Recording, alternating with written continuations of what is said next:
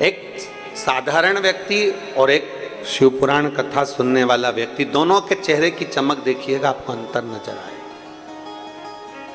आप यहां पर आई हुई जीजियों को, जीजाओं को, मेरी बेटियों को, मेरे बेटाओं को, मेरी माताओं को, जो ऊपर नीचे सब दूर बैठे हैं, इनको देखिए। जो आस्था चैनल पर कथा सुन रहे हैं उनको देखिए, जो फेसबुक यूट्यूब पर कथा सुन रहे हैं उनको देखिए, और एक साधारण से व्यक्ति को देखिए। दोनों में अंतर दिखेगा, दोनों में, इनके चेहरे पर और उनके चेहरे पर अंतर दिखेगा, क्योंकि इनके अंदर एक भगवान शिव के प्रति विश्वास केंद्रित हो जाता है, विश्वास जागृत हो जाता है, तो वो जीव फिर भटकता नहीं है। उसके अंदर एक भाव उत्पन्न हो जाता है कि मुझे भटकना नहीं, मुझे शिव की शरणागति ग्रहण करना। और शिव शरणागति के बराबर कोई सुख नहीं। छत्तीसगढ़ वासियों को तो ये सावन का जो महीना है, जो 72 वर्ष के बाद मिला है, उसमें भी भगवान शंकर ने 3 कथाएं आपको दी। एक आपने भिलाई से श्रवण कर ली, दूसरी ये ऑनलाइन राजनांदगांव से श्रवण कर ली, तीसरी फिर वो नए रायपुर से आप श्रवण कर लेंगे 12 तारीख से 16 तारीख तक, 1 बजे से 4 बजे तक। तो ये कहीं शिव भक्ति का एक आनंद है। रिफाइनरी में पहुंचा तेल, रिफाइनरी में 90 लीटर तेल बचा, क्योंकि 10 लीटर उसमें कचरा था। उसी तरह हमारे जीवन में भी बहुत कचरा समाया हुआ है। क्रोध रूपी कचरा है, अहंकार रूपी कचरा है, आसक्ति रूपी कचरा है, वासना रूपी कचरा है, तृष्णा रूपी कचरा है, निंदा रूपी कचरा है। हम इसमें डूबे हुए हैं, हम इसमें समाहित हैं, और उस कचरे को बाहर निकालना बहुत जरूरी है। उस कचरे को निकलना बहुत जरूरी है। जब ये कचरा बाहर निकल जाता है, ये कचरा जब समाप्त हो जाता है, तो एक आनंद अपने भीतर खुद ही बढ़ जाता है। और शंभु शरणे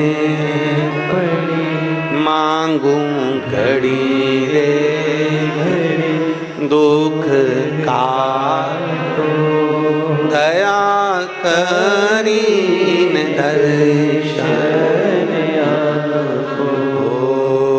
शंभु शरणे पड़े मांगू घड़ी रे दुख काटो।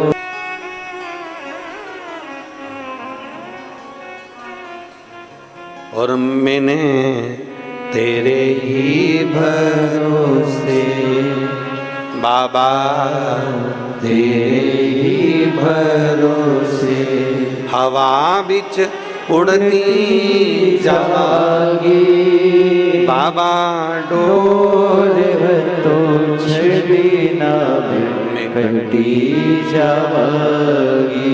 भोले मैं तेरी पतंग, शंभो मैं तेरी पतंग। हम शिव की शरणागति कितनी ग्रहण करें। तारकासुर असुर हुआ, जिस तारकासुर ने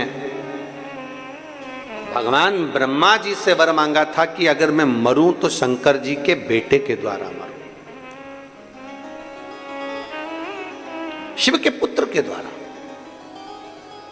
मांगने वाला भी अगर मांग रहा है, और वो भी असुर, राक्षस, और असुर भी मांग रहा है, तो क्या मांग रहा है कि शंकर के पुत्र के द्वारा मरूं। इंद्र ने तारकासुर से जाकर पूछा था ये प्रश्न कि तूने ऐसा वर क्यों मांगा, तूने ये वर क्यों मांगा। मतलब शंकर भगवान समाधि में लीन है और वो उनकी शादी नहीं होगी, इसलिए तू मरेगा नहीं, तूने इसलिए मांगा। शंकर भगवान विवाह नहीं करेंगे और उनका औलाद नहीं होगी, तूने इसलिए मांगा। तारकासुर कहता है, रे इंद्र तू मुझे समझ नहीं पाएगा, तू मुझे जान नहीं पाएगा। इंद्र के मन में संशय रह गया। वो संशय लेकर इंद्र ब्रह्मा जी के पास चले गए, और ब्रह्मदेव से फिर उन्होंने अपना संशय, इंद्र ने कहा कि तारकासुर मांग रहा है कि मैं शंकर भगवान के पुत्र के द्वारा मरूं। मतलब तारकासुर ये जानता है कि शंकर की समाधि नहीं टूटेगी, शंकर जी विवाह नहीं करेंगे, विवाह नहीं करेंगे तो औलाद नहीं होगी, संतान नहीं होगी, पुत्र नहीं होगा, तो ये मरेगा नहीं। या तो इसलिए मांगा उसने, या कोई और कारण हो सकता है। भगवान ब्रह्मदेव ने तुरंत इंद्र से कहा, इंद्र तेरी बुद्धि छोटी है, तेरा चित्त छोटा है, इसलिए तू श्रेष्ठ नहीं देख पा रहा। तारकासुर ने भगवान शंकर से उनका पुत्र के द्वारा मरना इसलिए मांगा क्योंकि तारकासुर शंकर भगवान का भक्त है, बस सामने प्रकट नहीं करता पर दिल से शिव की आराधना करता है और वो चाहता है कि शंकर जी की शादी हो जाए, शादी होगा तो संतान होगी और संतान होगा तो मेरा वध होगा। वो हित चाहता है।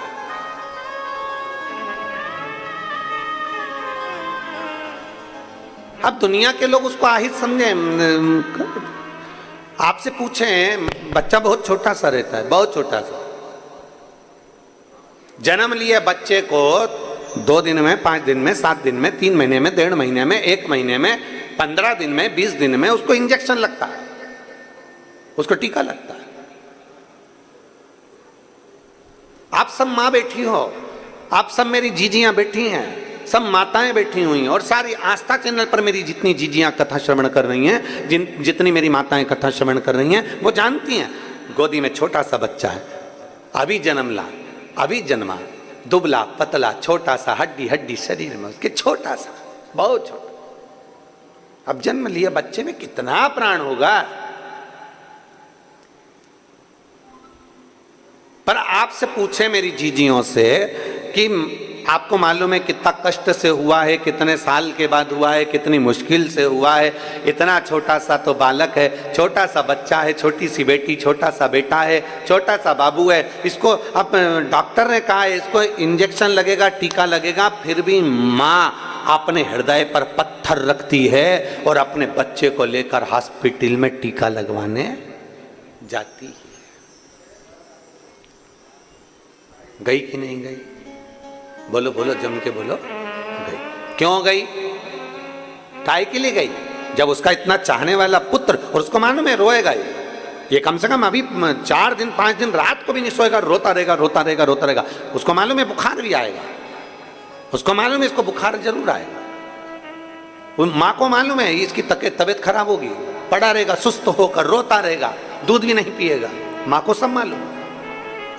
पर माँ फिर भी उसको इंजेक्शन लगवा रही है, उसको टीका लगवा रही है, क्योंकि उसको मालूम है कि आज अगर मैंने लाड़ प्यार में इसको टीका नहीं लगवाया तो इस बच्चे की पूरी जिंदगी खराब हो जाएगी। इसको कहीं मालूम पड़े कि कोई शरीर का रोग ना हो जाए, कहीं शरीर का रोग,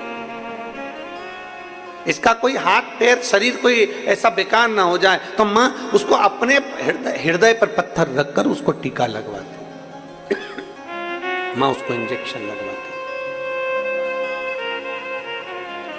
उसको मालूम है कि ये इसको कहीं ना कहीं इसको तकलीफ होगी, उसको मालूम है कि कहीं ना कहीं इसको कष्ट होगा, उसको मालूम है कहीं ना कहीं ये रोएगा, बुखार भी आएगा, शरीर में कष्ट भी होगा, फिर भी माँ उसको लेकर जाती है, टीका लगवाती है। क्यों? क्योंकि आज अगर इसको टीका नहीं लगा, इंजेक्शन नहीं लगा तो इसका कल बिगड़ जाएगा। उसी तरह संसार का हर व्यक्ति एक विचार, एक चित्त अपने मन में लेकर आए कि हमें 1 मिनट के लिए, 2 मिनट के लिए शिवालय जाना है, 1 लोटा जल चढ़ाना है। क्यों? क्योंकि अगर मैं आज नहीं गया तो मेरा कल बिगड़ जाएगा, इसलिए आज अगर मैंने जल चढ़ा लिया तो मेरा कल भी सुधर जाएगा। ये निश्चित है, कल सुधरेगा मेरा। एक माँ ने पत्र लिखा है,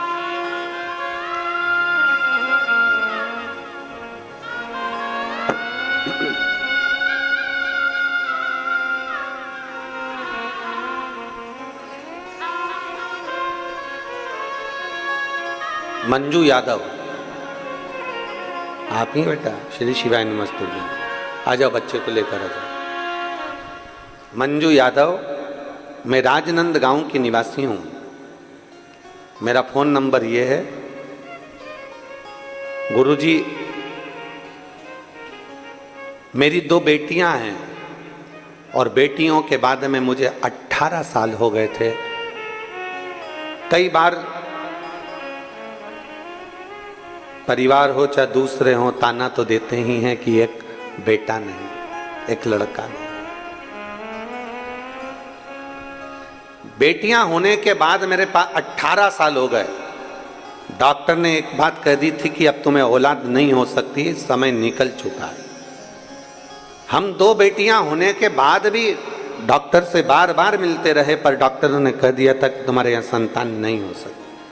18 साल निकल गए 2 बेटियों के बाद, और 2 बेटियां होने के बाद में जब 18 वर्ष निकल गए तब भी मेरे घर में कोई संतान का सुख नहीं, और लोगों के शब्द बेटियां हैं, कौन देखेगा, कौन संभालेगा, कौन करेगा।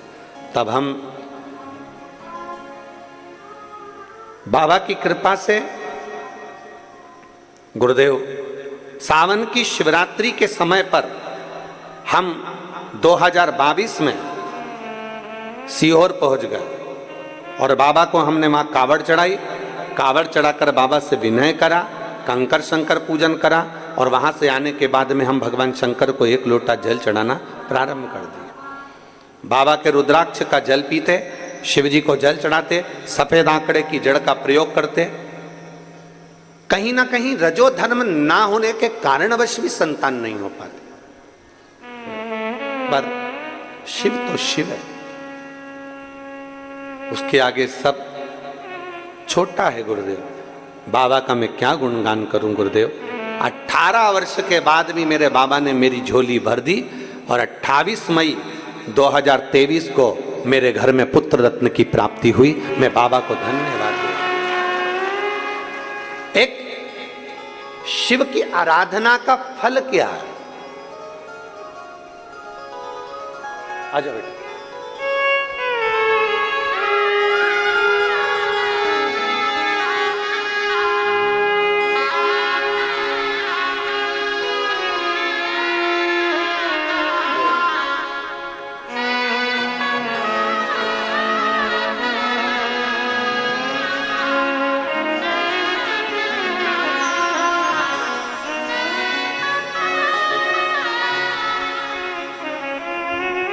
एक शिव की आराधना का फल क्या? एक शिव उपासना का फल क्या? इसने लिखा है दीजी ने,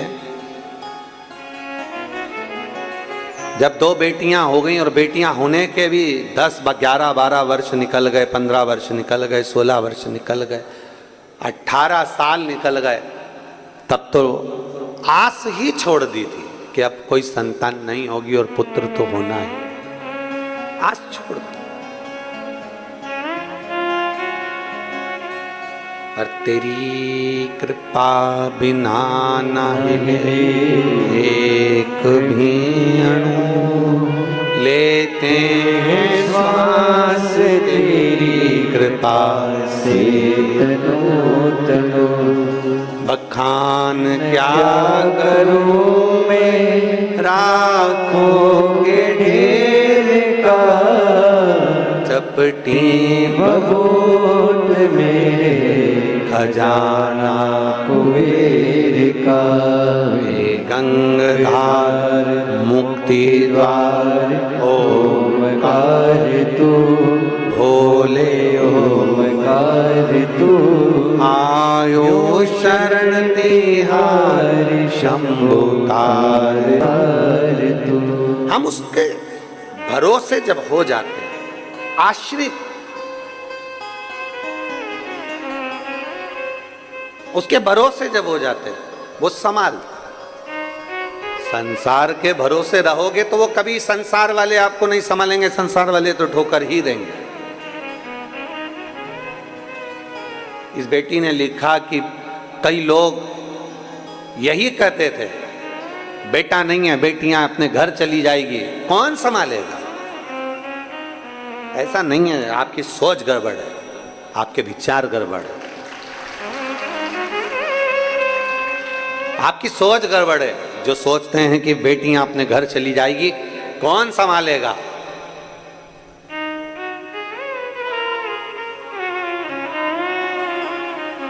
जिसका कोई नहीं उसका तो शिव है यारो। क्यों विचार कर। शंकर की आपको स्मरण में होगा भगवान कृष्ण की कथा का, कि भगवान कृष्ण की नानी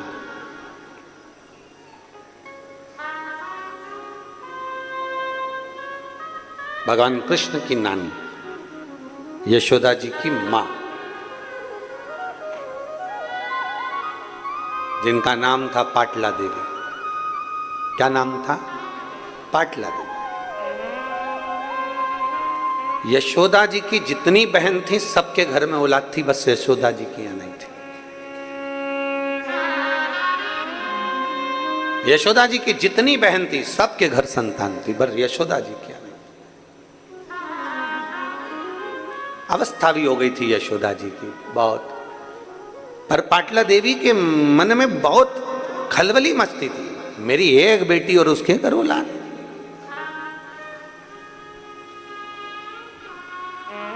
जरा बेटियों से माता पिता का प्रेम भी बहुत ज्यादा होता है, इसलिए वो सबसे पहले यही देखते हैं, बेटी के घर में औलाद नहीं, बेटी के घर संतान नहीं।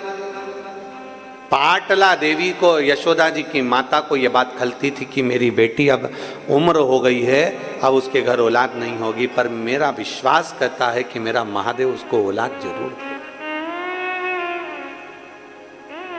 पाटला देवी प्रतिदिन यमुना जी के घाट पर जाती, बालू का शिवलिंग बनाती, आराधना करती। ये पाटला देवी का नियम था, माता यशोदा की माता जी का नियम था, भगवान कृष्ण की नानी का नियम था।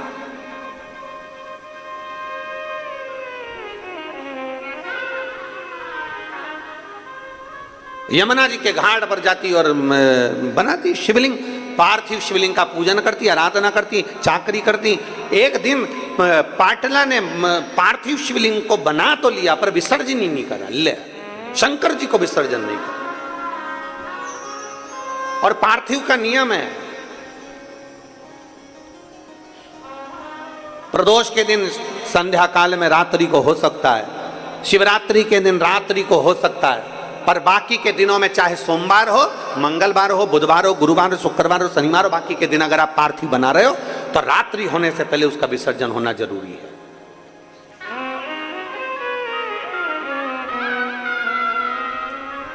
रात्रि होने से पहले उसका विसर्जन होना जरूरी है।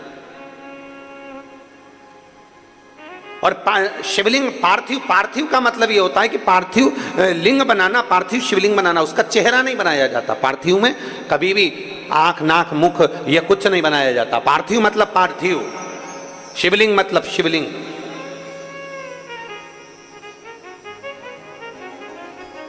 आजकल थोड़ा फैशन ज्यादा हो गया है तो लोग पार्थिव का भी चेहरा बना देते हैं ना, पार्थिव मतलब पार्थिव, शिवलिंग मतलब शिवलिंग।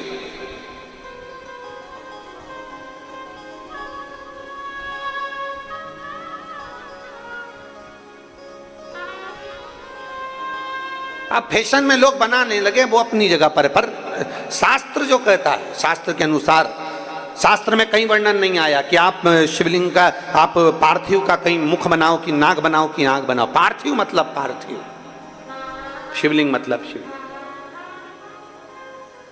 शिवलिंग का निर्माण। अब मां यशोदा जी की माता पाटला देवी ने पार्थिव लिंग का विसर्जन नहीं किया, घाट पर ही है, वहीं बैठी है, विसर्जन नहीं कर रही, और बस शिवलिंग के जो जलाधारी है उस जलाधारी पर, पार्थिव पर हाथ रखकर बैठी है और भगवान को पुकार। हमने परसों की कथा में कहा था, पुकारे जाओ, पुकारे जाओ, पुकारे जाओ। 10 साड़ी देखते हो तब एक साड़ी पसंद आती है, 10 कपड़े देखते हो तब एक कपड़ा पसंद आता है, उसी तरह 10 बार पुकारोगे तब एक पुकार भोलेनाथ सुनता जरूर है। पुकारो, बोल बम का नारा है, आवाज। नाश्ता ज्यादा करिया है क्या? जरा दमदारी से बोलो, बोल बम का नारा है, सारी समस्या का हल। अब यहां शिव तत्व कह रहा है, 10 बार पुकारोगे तब एक पुकार मेरा शिव सुनेगा। 10 बार पुकारा, सुनेगा। हाथ रखकर बैठ गई।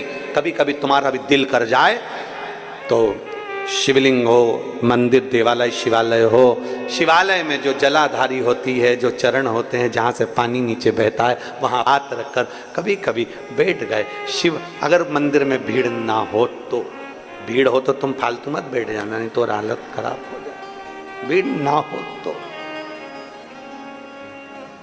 हाथ रखा बैठ गए। मुझे तेरा ही सहारा है मेरे भोले। हाथ शंकर के जलाधारी पर, उससे अपने मन की बात।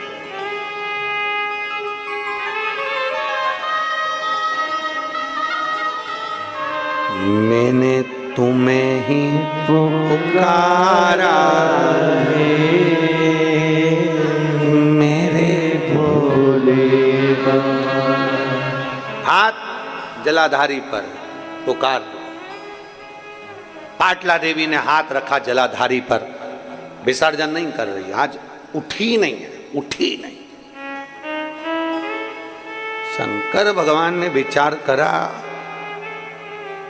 मुझे लगता है आज जिद पे अड़ गई, आज मुझे लगता है जिद।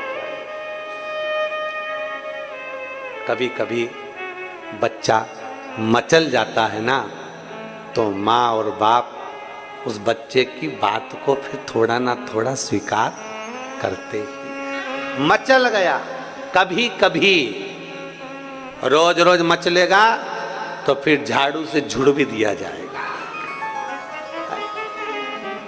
कभी कभी जरा शब्दों पर जाना चाहिए, शब्दों का स्मरण करना चाहिए। कभी कभी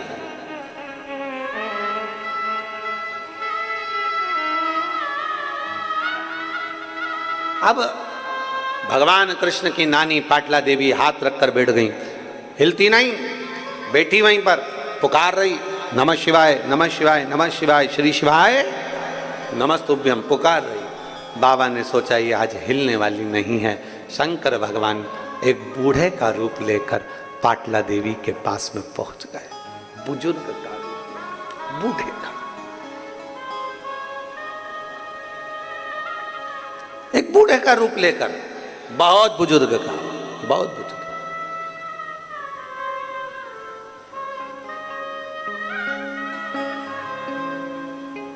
कल जब हम शिव भक्तों से मिल रहे थे तो उसमें एक माता मिलने के लिए आई थी जिनकी उम्र 106 साल थी। खंडेलवाल जी आप भी देखे होंगे, वो साइड में बैठी थी, स्मरण में होगा। काय शुक्ला जी आप मिले थे, 106 वर्ष की थी, 106 वर्ष।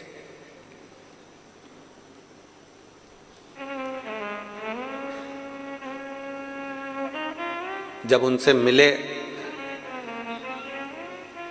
और वो देख रही थी तो उनकी आंख में आंसू आ रहे थे। तो उनके पास में जो खड़ी थी वो बोल रही थी, हमारी माता जी आपको सुनती हैं और श्रवण करती हैं और उनकी बहुत इच्छा थी कि एक बार आपसे मिलें। हो सकता है भोलेनाथ जी ने उनके लिए आपको यहां बुलाया। 106 वर्ष।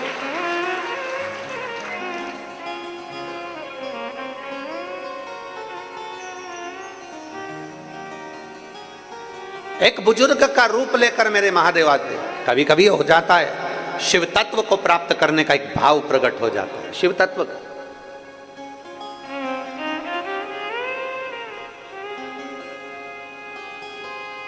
अब मेरे भोलेनाथ बूढ़े का रूप लेकर पहुंच गए पाटला देवी के पास में। ओ पाटला, पाटला ने सोचा मेरी जैसी बुढ़िया को कौन आवाज दे रहा है। मेरे पति बुलाते थे तो यशोदा की मां कहते थे, आज मेरा नाम पाटला। अच्छा, बुलाने का भी एक तरीका होता है। पति पत्नी को बुलाता है तो बड़ा विचित्र ढंग से बुलाता है, और पत्नी पति को बुलाती है तो बड़े विचित्र ढंग से बुलाती है। कभी कभी नाम का बड़ा अंतर हो जाता है।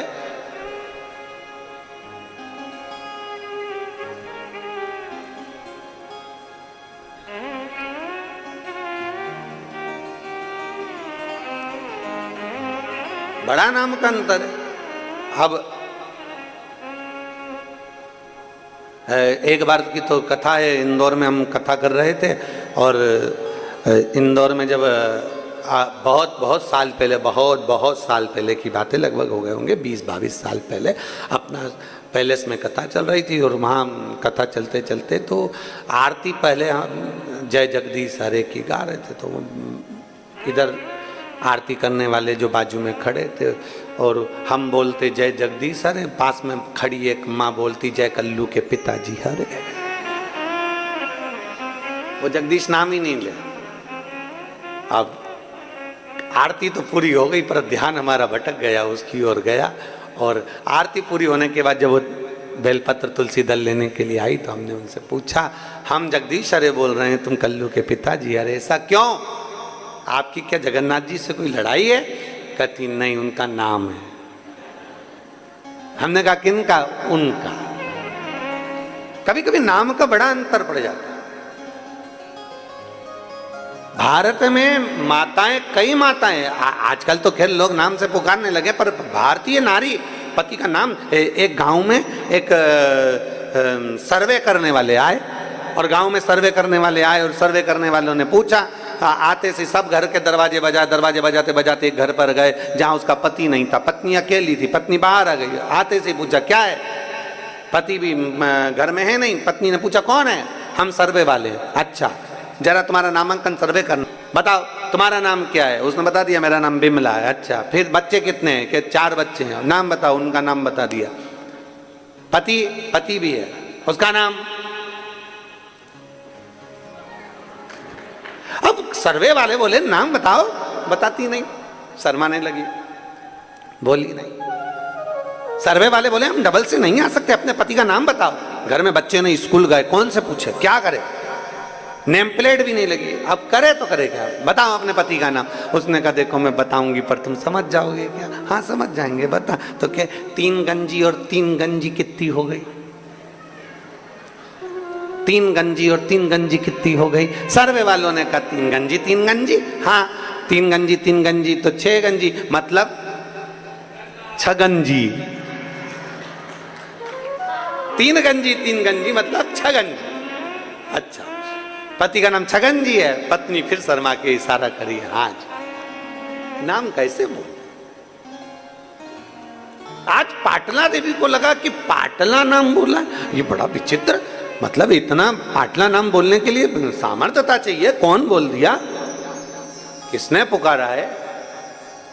शिव जी आवाज लगाए वृद्ध के रूप में, पाटला, ओ पाटला। पाटला ने जो पलट कर देखा कोई बुजुर्ग है। पाटला को गुस्सा आया। पाटला ने सोचा, माता पाटला ने विचार किया, बताओ मैं अच्छी खासी शंकर जी से प्रार्थना कर रही थी और ये बुढ़ा यहाँ बुजुर्ग यहाँ आ गया और मेरे पूजन करने में तो मेरा पति भी मुझे नहीं उठने देता, बोलता ही नहीं। उसको मालूम है पति को भी कि उठने वाली तो है ही नहीं, तो पहले ही चाय बनवा लो, दूध बनवा लो, जो करना पहले। अगर यह पूजन में बैठ गई तो नहीं उठे। और कई माताओं की आदत रहती है, पूजन में अगर बैठी हैं और अगर कहीं बहू बेटा पोता पति जो भी कोई है वो अगर कुछ थोड़ा बहुत भी छेड़ देना तो इसको बड़ा गुस्सा आता, बड़ा क्रोध। पर क्रोध नहीं करना चाहिए। पर पाटला मेरे को पुकारा, कौन पुकार रहा है? जो पलट कर देखा एक बुजुर्ग थे, डंडा टेकते टेकते आ रहे थे। पाटला ने पूछ लिया, बाबा क्या चाहते हो? बाबा कहते हैं बहुत भूख लगी है, बहुत। बाबा भूख? हाँ बहुत तेज भूख लग रही है। हाँ ठीक है बाबा। पाटला उठी, शंकर भगवान को जो नैवेद्य लगाया था वो पाटला ने शिव जी के सम्मुख में दे दिया। शंकर भगवान ने कहा, पाटला तेरी बेटी यशोदा से कहना सावन के महीने की जो श्रावणी आए, सावन के महीने की जो पूर्णिमा आए, सावन के महीने की जब श्रावणी आए, श्रावण की उस श्रावणी के दिन यशोदा अगर प्रेम से संत साधु जन को, गुरु जन को अगर भोजन कराएगी तो उसके घर में औलाद जरूर आएगी। कहो यशोदा से। श्रावणी पर? हाँ सावन का महीना था, पाटला ने तुरंत पत्र लिखा, पत्र लेकर दूत को भेजा, दूत जाकर यशोदा जी के पास पहुंचे, यशोदा जी के हाथ में पत्र दिया कि पाटला देवी ने पत्र भेजा है। मेरी माँ ने पत्र भेजा है? हाँ, क्या लिखा है कि श्रावण के महीने में अगर तुम किसी संत साधु ब्राह्मण गुरुजन को भोजन कराओगी तो तुम्हारे घर में औलाद जरूर आएगी। सुना, पाटला देवी ने जैसे ही पत्र भेजा, यशोदा जी ने स्वीकार कर नंद बाबा से कहा, जाओ आज ब्राह्मणों को निमंत्रण देकर आओ। श्रावणी का दिन था, सारे ब्राह्मण संत साधुओं को निमंत्रण दे दिया गया। यशोदा जी क्या खीर मालपुआ बन गया, खीर मालपुआ बनकर तैयार हुआ, भोजन परोसने की तैयारी हुई। यशोदा जी भोजन परोस रहे थे, नंद बाबा भोजन परोस रहे थे और यशोदा मैया भी भोजन परोसने के लिए आई। तो इतना लंबा पल्लू यशोदा जी डालकर, हाथ में चुड़ला, कमर करधनिया, पांव पैजनिया, यशोदा जी इतना गहरा पल्लू ऊपर से लेकर नीचे तक पल्लू कर कर खीर परोसने के लिए आ गए। अब मालपुआ परोस रहे थे नंद बाबा और खीर परोस रही यशोदा मैया। खीर परोस रही यशोदा जी।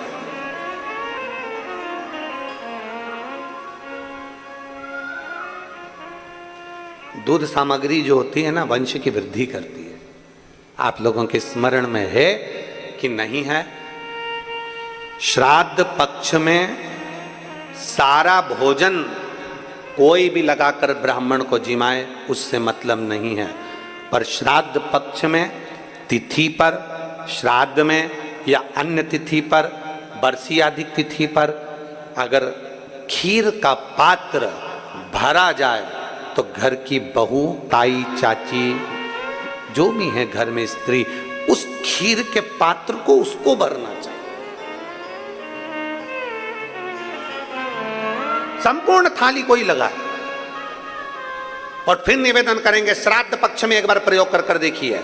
जिसके घर में 23 से 24 साल तक भी औलाद नहीं हो, 23 से 24 साल तक भी औलाद पैदा नहीं हुई हो, जिसके घर में संतान ना हुई हो, वो एक प्रयोग जरूर करे। एक प्रयोग जरूर करो कि 23 साल तक भी औलाद ना हुई हो तो श्राद्ध पक्ष में तुम्हारे दादा परदादा किसी का श्राद्ध घर में हो रहा हो और किसी दादी का श्राद्ध, किसी दादा का श्राद्ध, किसी बुजुर्ग का श्राद्ध तुम्हारे घर में हो रहा हो, तो खीर के बर्तन में खीर तुम भरकर और उस ब्राह्मण को जिसको घर में बुलाया गया है भोजन कराने के लिए, वहां तुम देकर आओ और अगले श्राद्ध तक इंतजार करो। मेरा बाबा वंश की वृद्धि करता ही है, निश्चितता देता है, वंश बढ़ाता ही है।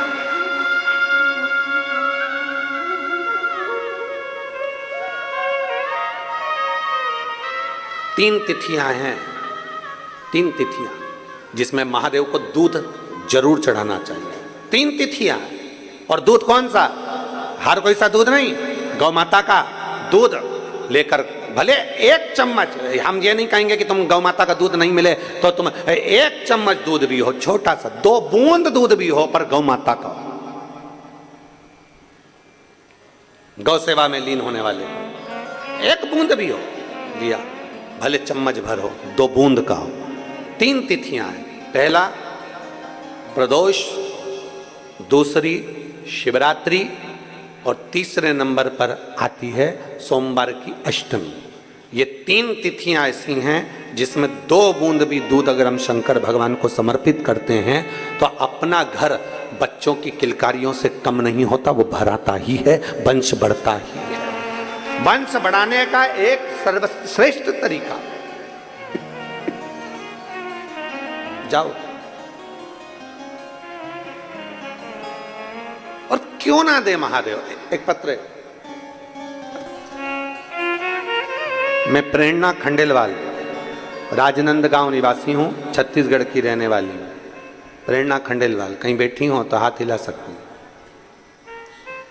मैं राजनंदगांव की निवासी हूं। आपके हैं? अच्छा, आइए एक बेलपत्र लेकर चलिए। मैं भोले बाबा का क्या गुणगान करूं गुरुदेव। मेरी शादी को 6 वर्ष हो गए थे पर संतान का सुख नहीं था। 2 बार गर्भ ठहरा, खराब हो गया। एक गर्भाशय रहा तो एक गर्भाशय रहा तो ट्यूब का मुंह बंद हो गया। इस कारणवश मुझे औलाद नहीं हुई बाबा, परेशान हुई। अब एक ट्यूब बची वैसे गर्भाशय की, डॉक्टर के हिसाब से मुश्किल था कि तुम्हें औलाद हो। एक ट्यूब बची, अब डॉक्टर के हिसाब से बड़ा मुश्किल था कि संतान हो, पर मैंने 1 लोटा जल चढ़ाना प्रारंभ करा, आंकड़े की जड़क बांधी, पशुपति नाथ का व्रत किया, सोमवार की अष्टमी का पीपल के पत्ते वाला व्रत उपास किया, तुलसी विवाह का पीला वस्त्र वाला प्रयोग किया और रोज तुमरुक्वा जी का नाम लेकर भगवान शंकर के मंदिर में जाकर जल चढ़ाती और जल को नंदी के पास बैठकर आचमन करती। मैं बाबा को धन्यवाद देती हूँ, आज मेरे भोलेनाथ ने मुझे जुड़मा 2 बेटे दिए हैं। मैं बाबा को धन्यवाद देने के लिए आया। एक शिव तत्व, एक शंभु, एक औघड़ी, एक त्रिकालदर्शी, एक कैलाशी, अविनाशी, शिव तत्व इसी को कहा। एक विश्वास के साथ, एक भरोसे के साथ, एक दृढ़ता के साथ जब हम शंकर को भजते हैं और तेरी कृपा बिना न हिले एक भी अणु, लेते हैं श्वास तेरी कृपा से तनो तनो, बखान क्या करूं मैं रागों के ढेर का, चपटी भभूत में खजाना कुबेर का, हे गंगाधार मुक्ति द्वार ओंकार तू, भोले ओंकार तू, आयो शरण तिहार शंभु तार तार तू। कहो यशोदा से, श्रावण के महीने में संत ब्राह्मण साधुजन गुरुजन का भोजन करा। नंद बाबा ने निमंत्रण दिया श्रावणी करने आए हुए संत ब्राह्मणों को, भोजन तैयार हुआ, मालपुआ दे रहे थे, नंद बाबा खीर परोस रही थी, यशोदा मैया घूंघट बड़ा, हाथ में चूड़ा, पांव पैजनिया, कमर करधनिया, यशोदा जी खीर परोसने के लिए जब निकली, संतों ने, ब्राह्मणों ने, साधुओं ने देखा कि नंद बाबा की तो दाढ़ी सफेद है, नंद बाबा के तो बाल सफेद हैं, ये तो बूढ़े हैं। और क्या देखा, यशोदा जी जब आई तो इनको लगा, ऐसा लगता है कि नंद बाबा के छोरे की बहू दिखती है। इनको नहीं मालूम कि ये नंद बाबा, इनको तो लगा कि छोरे की बहू है। सारे संत ब्राह्मणों ने सोचा आज हम भोजन कर रहे हैं इनके घर में, अपन देख रहे हैं कि इनके घर में भोजन, इनके घर में कोई बच्चे नहीं है, इनके घर में कोई संतान नहीं है। फिर सारे संत ब्राह्मण साधुओं ने एक साथ, यशोदा जी का तो मुख नहीं देखा था, चूड़ला पायल नई नवेली बहू जैसी दिखी, तो सारे संत ब्राह्मणों ने आशीर्वाद एक साथ दे दिया, पुत्र भव। क्या आशीर्वाद दिया? पुत्र भव। यशोदा जी ने अंदर मन में सोचा, पल्लू ली थी, बताओ नंद बाबा 60 के, मैं 55 की, और पुत्र होने का वर दिया, कैसे होगा। यशोदा जी ने जो अपना पल्लू हटाया, पल्लू हटाते से ही जितने संत ब्राह्मण बैठे थे सब ने देखा कि इनके भी बाल सफेद हैं, आशीर्वाद गड़बड़ हो गया। नंद बाबा बोले, बाबा मैं 60 का, ये 55 की, कहाँ बच्चा होगा। संत कहते हैं श्रावण के महीने में अगर तुमने भोजन कराया है तो वो वचन कभी झूठा नहीं हो सकता। तुम्हारे यहाँ बेटा आएगा, चाहे वो कहीं से भी आए, पर बेटा जरूर आएगा। कहीं से भी आए, बेटा जरूर आए। और चमत्कार सा हो गया लोगों, हो गई बात निराली। रात ही रात में नंद बाबा की दाढ़ी हो गई काली, और ना जाने किस ऋषि मुनि ने धागा हाथ लपेटा कि नंद घर अनहोनी हो गई, बेटी हो गया बेटा। हुई थी बेटी, पर वचन दिया है झूठा कैसे हो सकता है? हो गया बेटा। एक पार्थिव लिंग का निर्माण, पूजन, भजन, अर्चना, जो मांगो वो मिलता है। कैसे प्राप्त ना हो?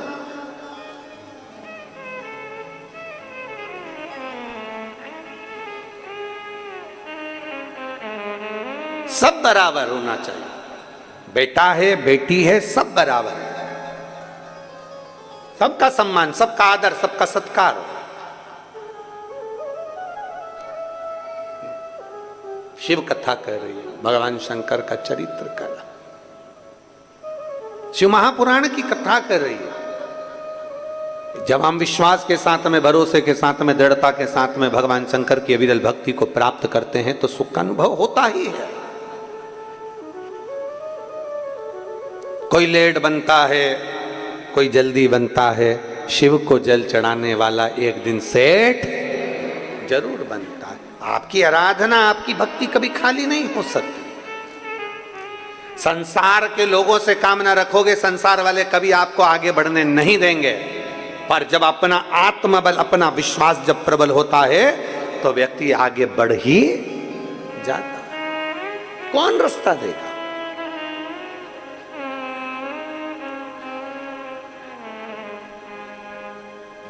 गाड़ी चलाते हो? अरे बोलो तो जम के। चलाते हो? बाजार में जाते हो?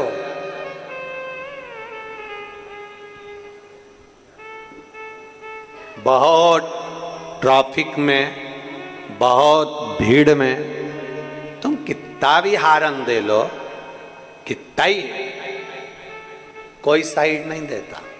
सब अपनी मस्ती में बोड़ बोड़ बोड़ बोड़ करके गाड़ी अपनी अपने हिसाब से चला। वो तो ज्यादा तुम्हारा हारन बजता है तो भी वो थोड़ा चिढ़ के थोड़ा सा रास्ता देता है। ट्रैफिक में से निकलने की जवाबदारी तुम्हारी है। ट्रैफिक में से निकलने की जवाबदारी तुम्हारी कि तुम कैसे निकलोगे, कैसे अपनी गाड़ी टर्न मारोगे, कैसे बाहर निकलोगे, ये तुम्हारे ऊपर निर्भर करता है।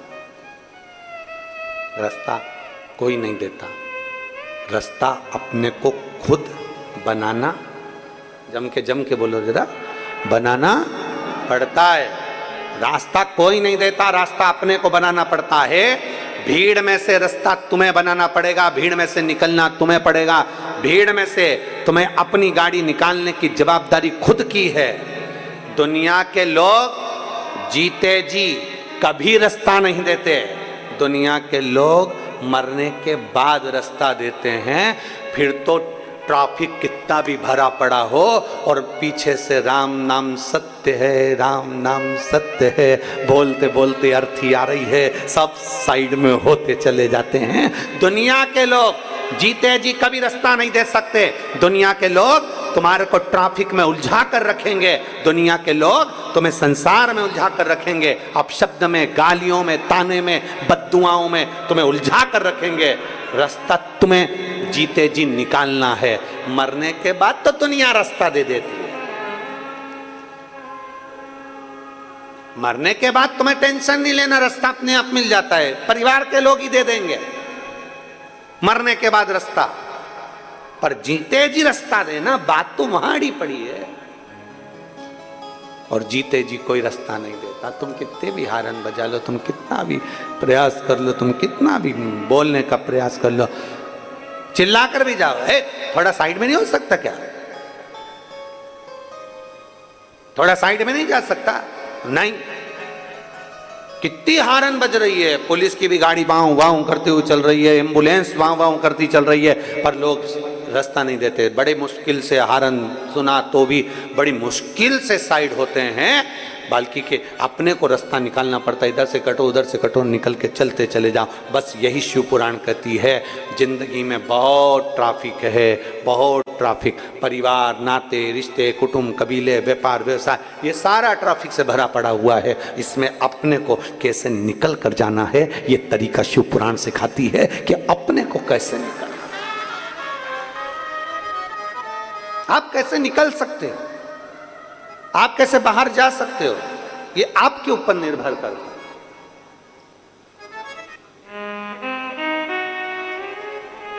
अपने को कैसे बाहर जाना है ये अपने ऊपर निर्भर करता है। और महाराज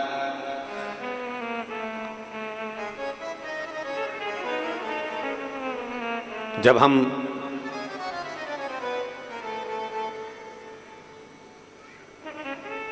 शिव स्तुति में लगते हैं तब मेरा भोलेनाथ कहीं ना कहीं हमें मार्ग देता ही है, कहीं ना कहीं मेरा ओगड़दानी मार्ग जरूर देता। वो कहते ना कि मंदिर जाती गोरा को, अरे मंदिर जाती गोरा ने त्रिपुरारी मिल गयो,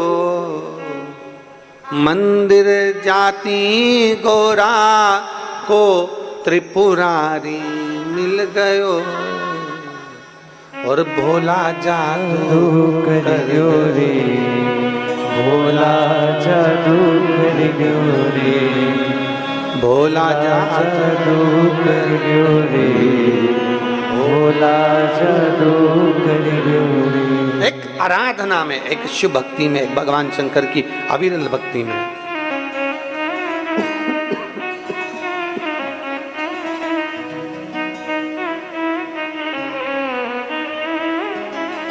शिव आराधना में एक रमना और उसको पुकारना, ये बहुत जरूरी।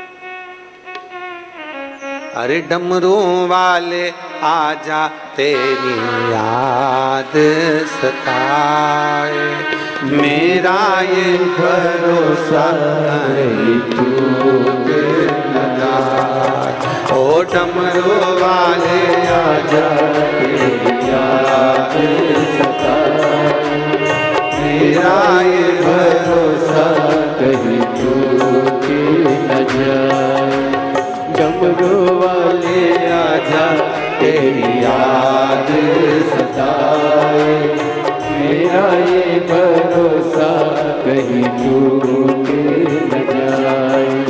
छुपा कहाँ भोले बाबा, ओ डमरू वाले आजा तेरी याद सताए, मेरा ये भरोसा कहीं टूट न जाए, ओ डमरू वाले आजा तेरी याद सताए, मेरा ये भरोसा कहीं टूट न जाए। अरे भाव दोनों हाथों से लिया, उन दोनों बच्चों को लिया।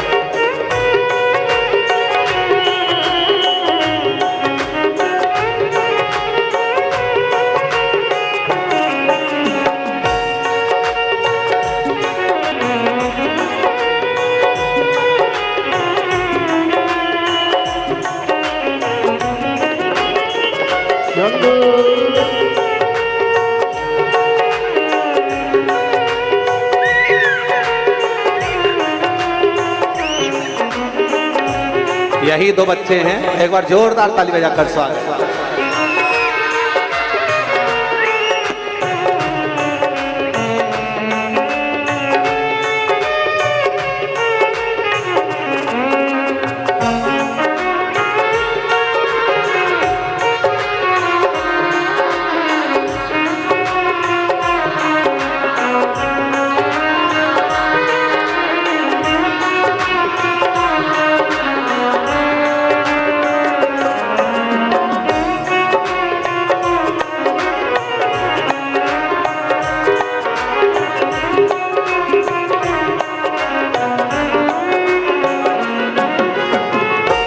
ये पुकारे दिल के सहारे, मन ये पुकारे दिल के सहारे। नैना हमारे तेरा रास्ता निहारे, नैना हमारे तेरा रास्ता निहारे। हर पल विचार छुपा कहाँ भोले बाबा, ओ डमरू वाले आजा तेरी याद सताए। मेरा ये भरोसा कहीं टूट न जाए, ओ डमरू वाले आजा तेरी याद सताए। मेरा ये भरोसा कहीं टूट न जाए।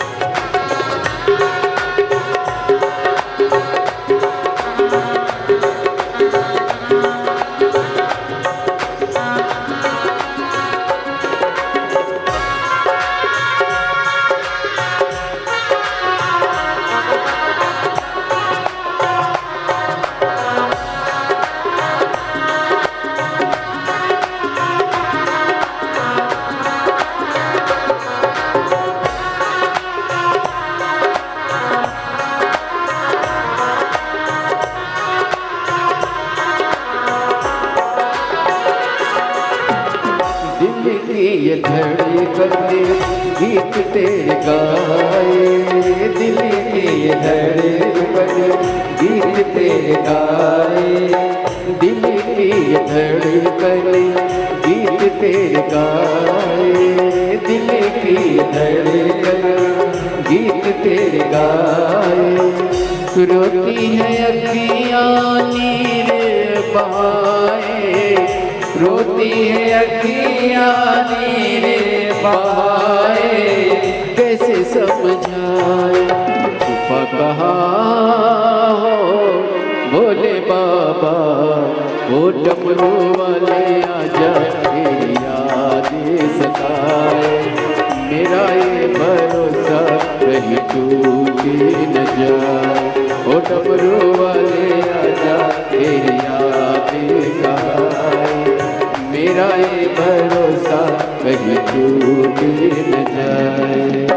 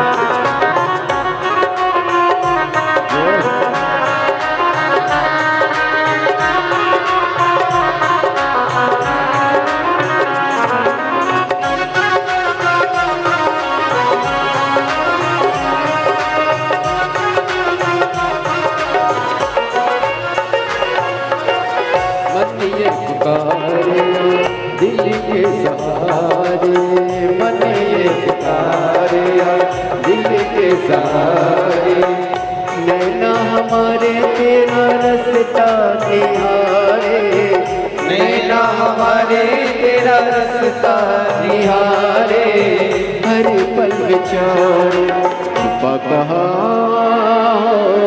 भोले बाबा, ओ डमरू वाले आजा तेरी याद सताए, मेरा ये भरोसा कहीं टूट न जाए। डमरू वाले आजा तेरी याद सताए, मेरा ये भरोसा कहीं टूट न जाए। ओ डमरू वाले आजा तेरी याद सताए, मेरा ये भरोसा कहीं टूट न जाए। ओ डमरू वाले आजा तेरी याद सताए, मेरा ये भरोसा कहीं टूट न जाए। हर हर महादेव। अपने स्थान पर बैठकर भगवान शिव जी से अपने मन की बात बड़े भाव के साथ दिल से बाबा को प्रार्थना करिएगा, दिल से बाबा से निवेदन करिए, भाव से भगवान शंकर से अपने मन की बात को कहिए। श्रावण का पवित्र महीना और शिव महापुराण की कथा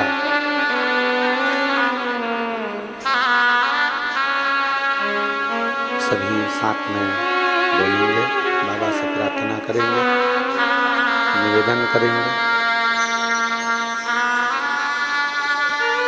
आज कथा का विराम दिवस है।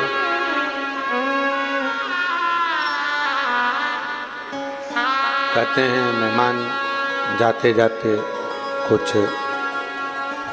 देखकर जाते हैं, उसी तरह शिव भी शिव पुराण के विराम पर कुछ ना कुछ देकर जरूर जाते हैं। आप और हम सब मिलकर भगवान शिव को पुकारें, प्रार्थना करें।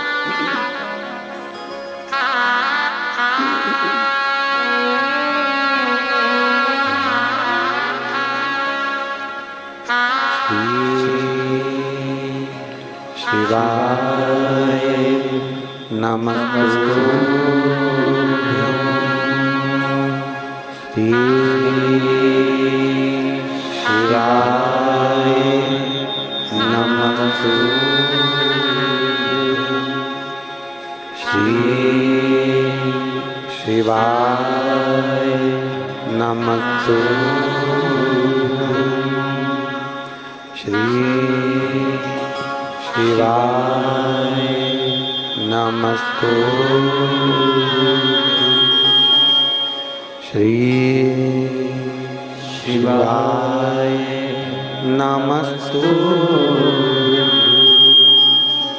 भोला सब दुख काटो मारा, ओ भोला सब दुख काटो मारा, शिव शंकर जपो तेरी माला, भोले बाबा जपो तेरी माला, भोला सब दुख काटो मारा, ओ भोला सब दुख काटो मारा। वेश है मंगलकारी, वेश है मंगल शमशान वासी हमारा, शमशान वासी हमारा, ओ भोला सब दुख काटो हमारा, ओ भोला सब दुख काटो हमारा। भगवान शिव की कथा कर रही है, भगवान शंकर का संवाद कर रहा है। शिव महापुराण की कथा वर्णन करती है एक पार्थिव लिंग का पूजन जीवन का सुख देता है। शिव को चढ़ाया गया एक लोटा जल जीव को आनंद प्रदान करता है। भीड़ बहुत है, परिवार, नाते, रिश्ते, कुटुंब, कबीले, व्यापार, व्यवसाय में बहुत भीड़ है, बहुत भीड़।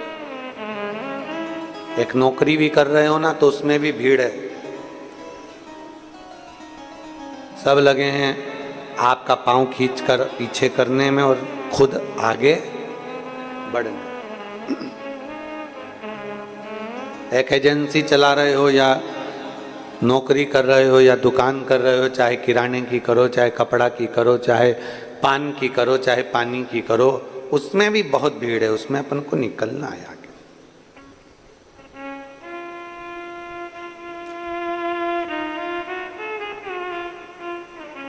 दुनिया लगी है कैसे भी, बस आपको ट्रैफिक में फंसाना है, आपको निकलने नहीं देना है। पर आपके ऊपर निर्भर करता है कि आप कैसे निकलेंगे। ये आपके ऊपर निर्भर करता है कि आप कैसे बाहर निकले। जीते जी तो कोई आपको रास्ता नहीं देगा, मरने के बाद जरूर रास्ता दे देंगे, पर जीते जी का गारंटी। अपना रास्ता अपने को बनाना है, अपने को अपना स्वयं आगे बढ़ते चले जाना है, अपना रास्ता बनाते हुए आगे आगे निकलते हुए चले।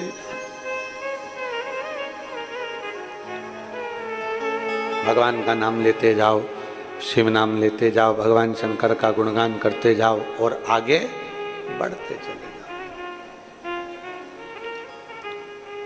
एक कथा बड़ी सुंदर आती है।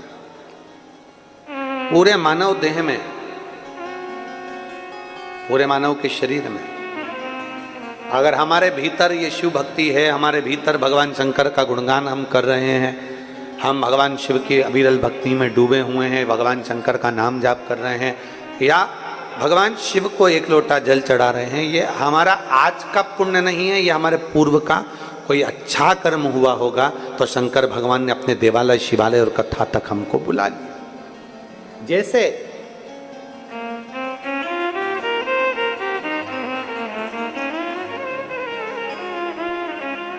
गन्ना, क्या बोलते हैं उसको, शुगर, गन्ना, यहाँ क्या बोलते हैं, गन्ना ही बोलते हैं, गन्ना, शुगर।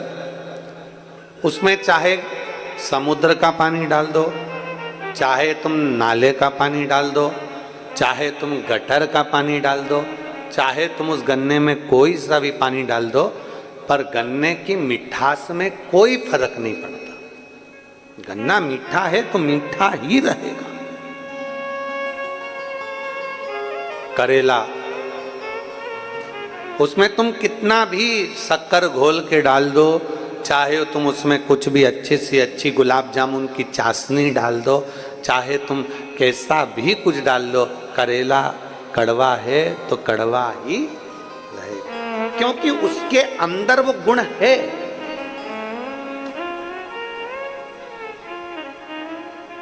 उसके अंदर वो भरा हुआ है। उसका आज का गुण नहीं, उसका पैदाइश गुण है। अब गन्ना किसी भी पानी को डालो पर वो मिठास कम नहीं करता, करेला में कैसा भी पानी डालो पर वो कड़वाहट कम नहीं करता।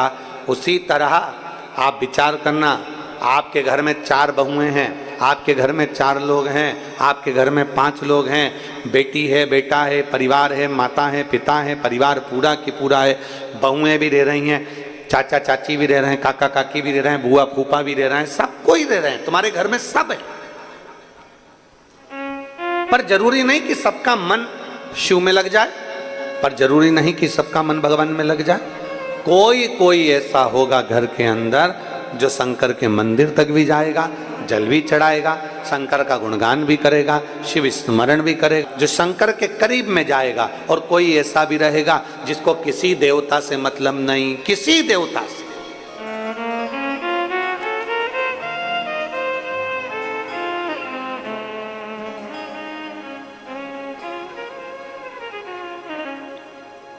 छत्तीसगढ़ में आप एक बदलाव जरूर देखे होंगे। छत्तीसगढ़ का एक बदलाव आपने जरूर देखा होगा कि छत्तीसगढ़ में जितना तेजी से धर्म बदला जा रहा था, शिव महापुराण की कथाओं के बाद में वो धर्म बदलना बंद हो गया, धर्मांतरण बंद हो गया। छोटे छोटे गांवों में लोग, कोई मंदिर नहीं, कोई शिवालय नहीं, कोई देवालय नहीं, लोगों ने कह दिया था मंदिर मत जाओ, देवालय मत जाओ, शिवालय मत जाओ। छोटे छोटे गांवों के लोग, साधारण सीधे से लोग दूसरी जगह पर चले जाने लगे, फिर धीरे धीरे धीरे धीरे बदलते चले गए, बदलते। उनका नाम नहीं बदला, उनका आईडी प्रूफ नहीं बदला, नाम वही है, आईडी प्रूफ वही है, पर धर्म चेंज कर लिया उन्होंने। क्योंकि अगर नाम बदल लेंगे तो सरकार द्वारा प्राप्त होने वाली जो सुविधाएं वो नहीं मिलेगी। तो धर्म बदला पर उन्होंने नाम नहीं बदला। पर अब धीरे धीरे धीरे धीरे देवाधिदेव महादेव ने ऐसी कृपा कर दी कि ये शंकर की कथा छोटे छोटे ग्रामीण क्षेत्र के लोग भी सुनते हैं। तो उस छोटे से गांव में पहले शंकर का मंदिर नहीं था, पर अब गांव गांव में शंकर का शिवालय विराजमान हो गया। लोग जल चढ़ाना प्रारंभ कर, शंकर भगवान को लोग जल चढ़ा रहे हैं। गन्ना, करेला, शुगर, जो गन्ना होता है उसमें कैसा भी पानी दो पर वो अपने अंदर के गुण को नहीं भूलता। करेले को कैसा भी पानी दो पर वो अपने अंदर के गुण को नहीं भूलता। शिवपुराण कहती है अगर आप शंकर के शिवालय तक जा रहे हैं, घर का और कोई व्यक्ति नहीं जा रहा, पति को रुचि नहीं है, बुआ को रुचि नहीं है, और घर की बहू लोटा भर के जल उठाई, सिर पे पल्लू लिया, चल दी। घर की माँ, घर का पुरुष, कई कई घर के पुरुषों को भी मंदिर में मन लगा रहता है, चले जाते हैं, उसकी पत्नी का मन नहीं लगता। सब बराबर थोड़ी ना होते। पति का मन लगता है तो कभी पत्नी का नहीं लगता, कहीं पत्नी का लगता है तो पति का नहीं लगता, कहीं बेटे का लगे तो बहू का नहीं लगे, बहू का लगे तो बेटे का नहीं लगे, कहीं कहीं बेटी का मन नहीं लगता, दामाद का मन नहीं लगता। तो ऐसा सब चलता रहता है। पूरे 5 उंगलियां जैसे बराबर नहीं, उसी तरह घर में रहने वाले सब बराबर नहीं हैं। किसी का मन लगेगा, किसी का नहीं लगेगा। आप दुखी मत होना, अपने अंदर ये विश्वास रखना, अपने भीतर ये विचार रखना कि गन्ने में कितना भी पानी दो पर उसकी मिठास कभी भी खत्म नहीं होती। कैसा भी पानी मिले, करेले में कैसा भी पानी मिले, उसकी कड़वाहट खत्म नहीं होती। उसी तरह जिसको परमात्मा ने शुरू से ही ढाल कर भेजा है और जो ढला हुआ है उसको कितना भी बदलने का प्रयास करो, वो शंकर के मंदिर तक चले ही जाता है, शिव की स्तुति कर ही लेता है, शंकर का गुणगान कर ही लेता है, कितना भी बदल।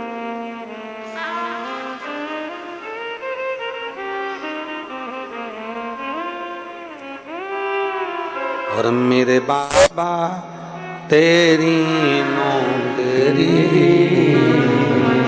सबसे बढ़िया है, सबसे खरी, तेरे दरवाजे की चाकरी सबसे बढ़िया है, सबसे खरी।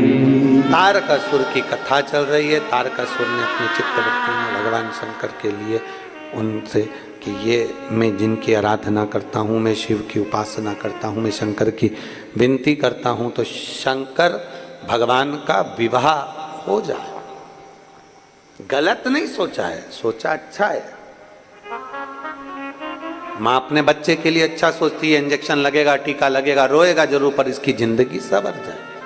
तारकासुर असुर है। तारकासुर ने जो विचार करा, तारकासुर ने जो सोचा, तारकासुर ने जो विचार किया कि मैं अच्छा सोचूं उनके लिए। पर इंद्र के सोच, इंद्र की वृत्ति, इनका इंद्र का बुद्धि श्रेष्ठ नहीं देख पाए। जरूरी नहीं कि सबको शिव महापुराण की कथा अच्छी लगे।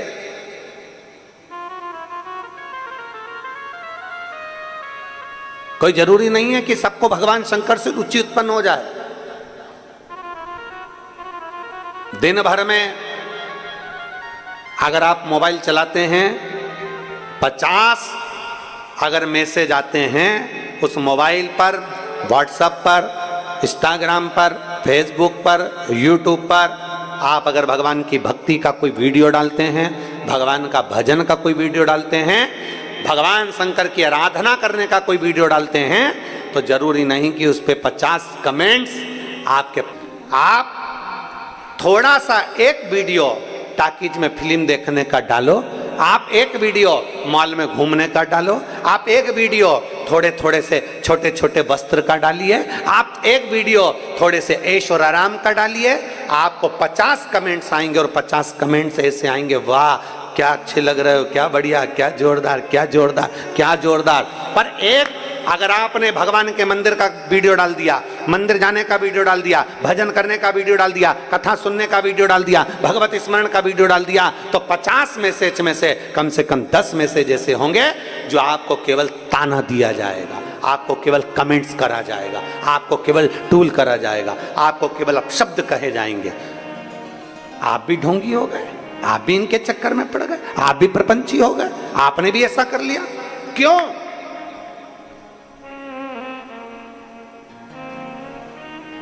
छोटे कपड़े पहनने पर कोई आपको टोकेगा नहीं, फिल्म देखने पर आपको कोई टोकेगा नहीं, मॉल में घूमने से आपको कोई टोकेगा नहीं, गाड़ी तेज चलाने से आपको कोई टोकेगा नहीं, सारी दुनिया में एंजॉय करते मिलोगे कोई नहीं टोकेगा, लड्डू खाते हुए कोई नहीं टोकेगा, पानी पूरी खाते हुए कोई नहीं टोकेगा। पर एक दिन आपने सोमवार के दिन मस्तक पर तिलक लगा लिया, गले में रुद्राक्ष की माला पहन ली, सुंदर धोती बांध ली, एक तन पर गमछा ले लिया, तो 50 लोग आपको टोकते हुए मिल जाएंगे। बताओ, ये भी ढोंगी बन गया, इसने भी ढोंग चालू कर। हंसेंगे लोग, ताना कसेंगे लोग, पर क्या किसको रोइए, जम के बोलो जरा, चादर तान के सोइए। आग लगे बस्ती में, अपन रहो मस्ती में। गलत चीज डालोगे ना तो लोग तुम्हारी तारीफ करेंगे, बहुत बढ़िया, बहुत बढ़िया, बहुत बढ़िया, बहुत बढ़िया। वस्त्र छोटे से डाल दिए, लोग तुम्हारी तारीफ करेंगे, क्या बढ़िया, क्या बढ़िया, क्या बढ़िया। पर जैसे ही तुमने धर्म की ओर आगे बढ़े हो, जैसे ही तुम सत्कर्म की ओर आगे बढ़े हो, जैसे ही तुम भगवान की अविरल भक्ति की ओर आगे बढ़े हो, तब लोगों के तैयारी में बैठना कि सारे मैसेज तुम्हारे अच्छे नहीं होंगे, कुछ तुम्हारे को ताना भी दिया जाएगा, कुछ तुमको कोसा भी जाएगा, कुछ तुमको अपशब्द कहा जाएगा। क्यों? क्योंकि भगवान की जो पथ है, भगवान का जो रास्ता है, भगवान की भक्ति का जो मार्ग है, थोड़ा ये कठिन मार्ग है, कठिन मार्ग।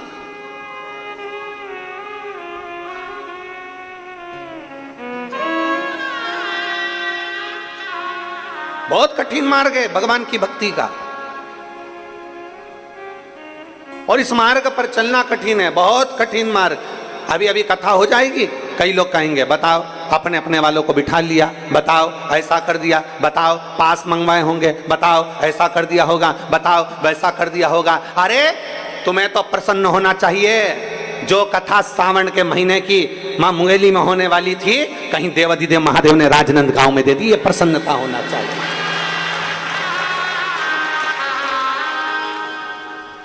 कथा मतलब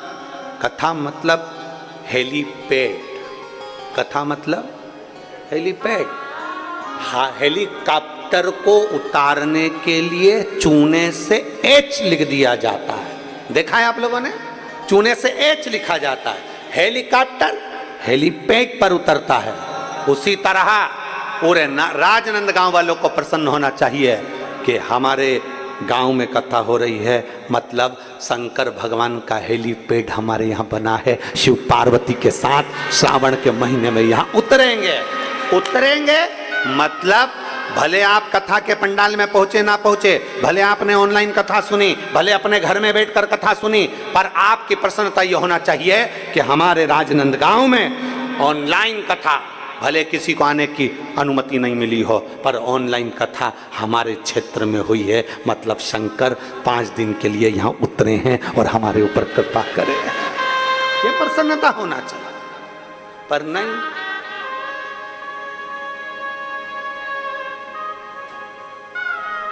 क्यों हो रही है? किसने कहा? कौन बोला? क्या करें? साधुता, साधु। जरा विचार करिएगा, आप गलत कार्य करिए, आपका सब तारीफ करेंगे। गलत कार्य की हर व्यक्ति तारीफ करता, पर अच्छे कार्य की तारीफ होना बहुत कठिन। भगवान का पथ बड़ा कठिन पथ है। मीराबाई भगवान के पथ पर चली, जहर का प्याला मिला, शेर के सामने छोड़ दिया, नाक का पिटारा मिला, मीराबाई ने अपना पथ नहीं छोड़ा। अब शब्द कहे मीराबाई को ताने पर ताने दिए गए।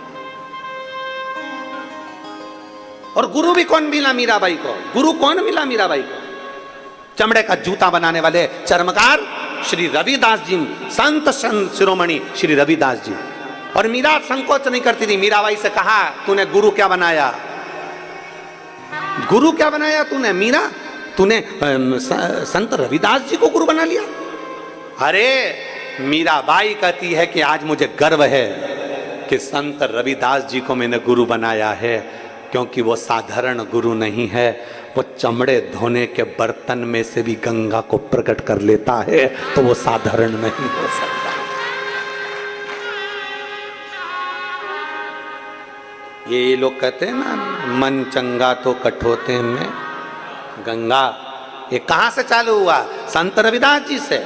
संत रविदास जी महाराज ने, मीराबाई कहती है, गुरुदेव मैं आपके लिए गंगा के घाट पर मैं आपके लिए आश्रम बना देती हूँ, मैं आपके लिए कुटिया बनवा देती हूँ, मैं आपके लिए महल बनवा देती हूँ।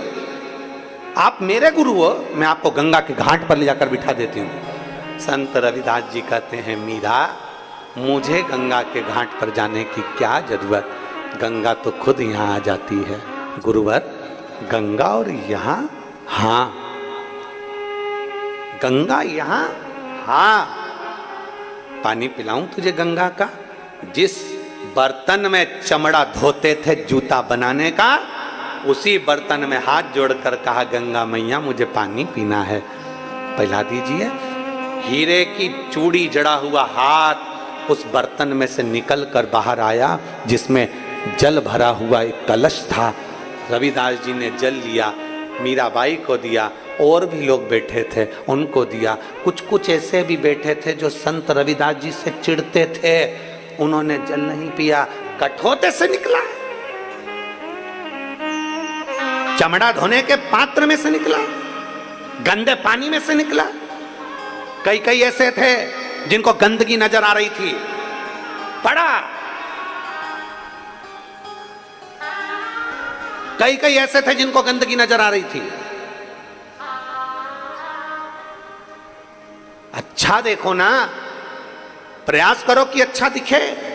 पर कई कई थे, अरे चमड़े के बर्तन में से जल निकला, हम नहीं पी सकते। कई लोगों ने छोड़ दिया, और मीरा और कई ऐसे थे जिन्होंने पी लिया।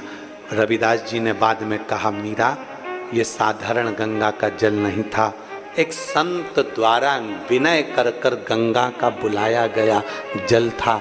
इसलिए मीरा, मेरा वचन है, तुझे कोई दुनिया में मिले चाहे ना मिले, पर जब तेरा शरीर छूटेगा तो तेरी बॉडी, तेरा शरीर मिलने वाला नहीं है। तू द्वारिकाधीश में समा जाएगी और द्वारिकाधीश तुझ में समा जाएगी।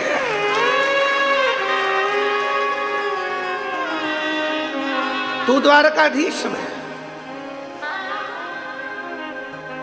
भारत की भूमि के 4 संत ऐसे हुए जिनकी बॉडी नहीं मिली, जिनका अंतिम संस्कार नहीं हुआ, जिनकी समाधि नहीं बनी, जिनका अंतिम संस्कार नहीं हुआ, जिनकी बॉडी नहीं मिली। भारत की भूमि के 4 संत थे। पहले नंबर पर रामकृष्ण परमहंस, जिनकी बॉडी नहीं मिली, मरने के बाद जिनका शरीर नहीं मिला, प्राण छूटने के बाद जिनका शरीर नहीं मिला। भारत की भूमि के प्रथम संत रामकृष्ण परमहंस। जब प्राण छूटे तो जगत जननी दुर्गा में समा गए। उनकी बॉडी नहीं मिली, उनका अंतिम संस्कार नहीं हुआ, उनका शरीर नहीं मिला। शरीर मिलता तो अंतिम संस्कार होता ना, समाधि बनती ना, नहीं मिला। भारत की भूमि के दूसरे संत चैतन्य महाप्रभु जगन्नाथ में समा गए, बॉडी नहीं मिली, अंतिम संस्कार नहीं हुआ। भारत की भूमि के तीसरे संत संत तुकाराम हरि विठ्ठल में समा गए, बॉडी नहीं मिली, अंतिम संस्कार नहीं हुआ। और भारत की भूमि के चौथे संत मीराबाई द्वारकाधीश के सामने जाकर खड़ी हो गई, और द्वारकाधीश मीराबाई से कह दिया, आजा, मेरे शरीर से आकर लग जा। मीराबाई द्वारकाधीश की मूर्ति से जैसी गले लगी, भगवान का नीचे का हाथ बीच में से चटक गया और उसमें मीराबाई समा गई। भारत की भूमि के 4 संत जिनका शरीर नहीं मिला, जिनकी बॉडी नहीं मिली, जिनका अंतिम संस्कार नहीं हुआ, भगवान में सशरीर समा गए। वो द्वारकाधीश के भीतर मीराबाई समा गई। क्यों? क्योंकि संत गुरु सदगुरु प्रबल था। मीराबाई का गुरु बड़ा प्रबल था। मीराबाई के गुरु संत रविदास दुनिया की निगाह में थे कि चमड़े का जूता बनाते हैं, चर्मकार चर्मकार चर्मकार कहते थे, पर मीराबाई रविदास जी को गुरु बनाई तो जानती थी कि ये मेरा गुरु कोई साधारण नहीं है। गुरु साधारण नहीं है। दुनिया के लोग उसमें गलतियां छांटते रहे कि ये चर्मकार हैं। बताओ, चर्मकार हैं, पर मीराबाई ने कोई अपने गुरु में गलती नहीं देखी। और याद रखना, जीवन में अगर भगवान शंकर की कथा का रसपान करते हो ना, शिव महापुराण की कथा सुनते हो, तो अपने भीतर ये विश्वास रखना कि शंकर को हमने अपना गुरु बनाया है। इसलिए मेरे शंकर में, मेरे गुरु में कभी मैं गलती ना देखूं, देखूं तो मेरे शंकर में मैं अच्छाई देखूं, उसके सिवाय कुछ ना देखूं, कुछ नहीं देखना मुझे। और मीरा कहती थी, मुझे एक बड़ो अभिमान के गुरु मेरा समर्थ है। मीराबाई से कहते थे लोग, तुझे क्यों अकड़ है, किस बात की अकड़, क्यों इतनी फूलती है, क्यों अकड़ में रहती है? मीराबाई ने कहा, सुनो राणा, मुझे एक बड़ो रे अभिमान। अभिमान मुझे धन का नहीं, दौलत का नहीं, सत्ता का नहीं, वैभव का नहीं, मेरा अभिमान मेरा गुरु है। और आपको भी अभिमान होना चाहिए, मेरा अभिमान मेरा शिव है। मुझे एक बड़ो रे अभिमान के गुरु मेरा समर्थ है। लोग पूछें कि तू क्यों इतरावे, क्या जो मिला तू फूलों नी समावे। मेरा एक ही मंत्र महान के गुरु मेरा समर्थ। ये मेरे मंत्र की महानता है, मेरा गुरु मेरा समर्थी है। मैंने जो मंत्र लिया वो साधारण नहीं है। दुनिया की निगाह में भले संत रविदास जी चर्मकार हो, पर मेरा गुरु तो मेरा गुरु है, जिसने कह दिया, मीरा तू मरेगी भी ना, तेरे प्राण भी छूटेंगे ना, तो तू कृष्ण में समा जाएगी। कौन है ऐसा? कौन? कोई एक बता दो जो भगवान कृष्ण में समाया हो। केवल एक मीराबाई ऐसी थी जो भगवान द्वारकाधीश में सात शरीर समा गई। सात शरीर।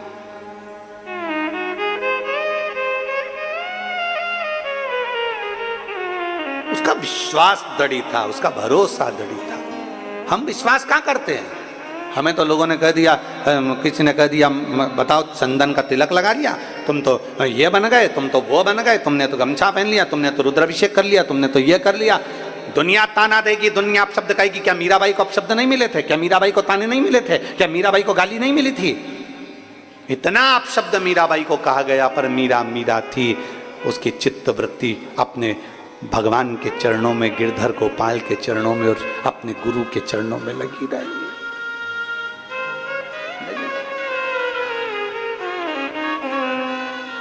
कहे दुनिया, और उसके भीतर जो भक्ति थी वो भक्ति प्रकट हो। कहे दुनिया, कौन छोड़ेगा कहने से? बेटी की शादी, पढ़ाई के चक्कर में 20 साल तक, 25 साल तक बेटी की शादी नहीं हुई। कितने साल नहीं हुई? जम के बोलो जरा। 25 साल तक। क्यों नहीं हुई? क्या पूरे गांव में डोंगडी पीट कर बोले कि मेरी बेटी एग्जाम दे रही है, मेरी बेटी अच्छी कंपनी की तैयारी कर रही है, इसलिए मैं उसकी शादी नहीं कर रही हूं? बेटी अपनी है। अपनी बेटी अगर पढ़ाई कर रही है, 25 वर्ष तक शादी नहीं हुई, तुम्हारे घर के लोगों का पेट बाद में दुखेगा, पर दुनिया वालों का पेट दुखना चालू हो जाएगा। अपने ही रिश्तेदार, अपने ही संबंधी एक ही बात कहेंगे, अभी तक बेटी है, अभी तक शादी नहीं करी, अभी तक। अब तुमसे कहने जाए कि नौकरी की तैयारी कर रही है, एग्जाम दे रही है, अभी पढ़ लेने दो, अच्छी पढ़ेगी, बाकी की तो पूरी जिंदगी इसको घर ही संभालना है, पर पढ़ रही है, विद्या अध्ययन कर रही है।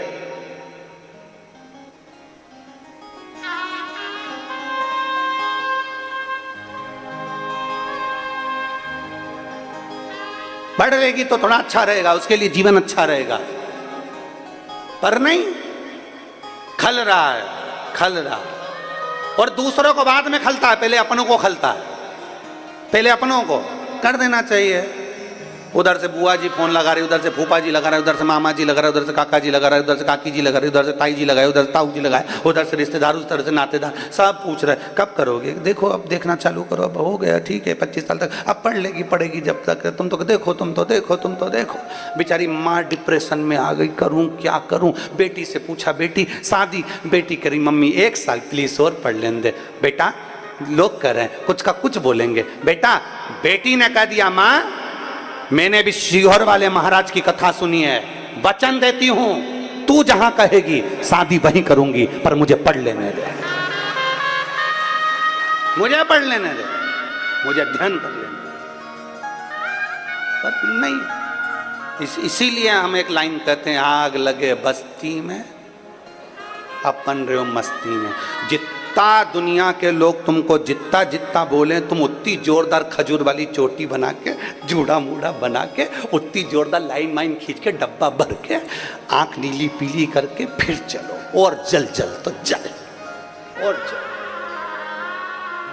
मैं तो मेरे तो भाग जगे और तेरे महलों में आग लगे, अपने कौन सा फर्क पड़ता। अपनी मस्ती में जियो, अपने आनंद में जियो। हम दूसरे के आनंद में जीना चाहते हैं। उसने ऐसा कह दिया, मन उतार लिया, उसने ऐसा बोल दिया, मुख उतार लिया, उसने ऐसा कह दिया, मुख उतर गया। काहे को उतारना मुख, काहे को उतार। प्रसन्न में रहो, दिन भर टेंशन में मत रहो कि बहुत चिंता में, बहुत चिंता में, बहुत चिंता में। काहे का चिंता, तुम अपना मानते हो ना, इसलिए चिंता है। एक पत्र है,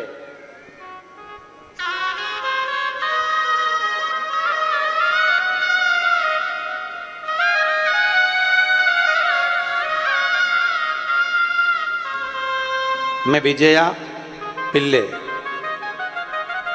कहीं बैठी हैं विजया पिल्ले, मैं कहीं बैठी हो तो हाथ हिलाइएगा।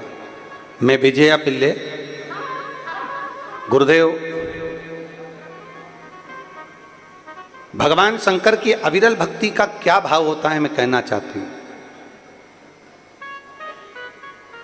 पशुपतिनाथ के व्रत का क्या फल है मैं कहना चाहती हूं। गुरुदेव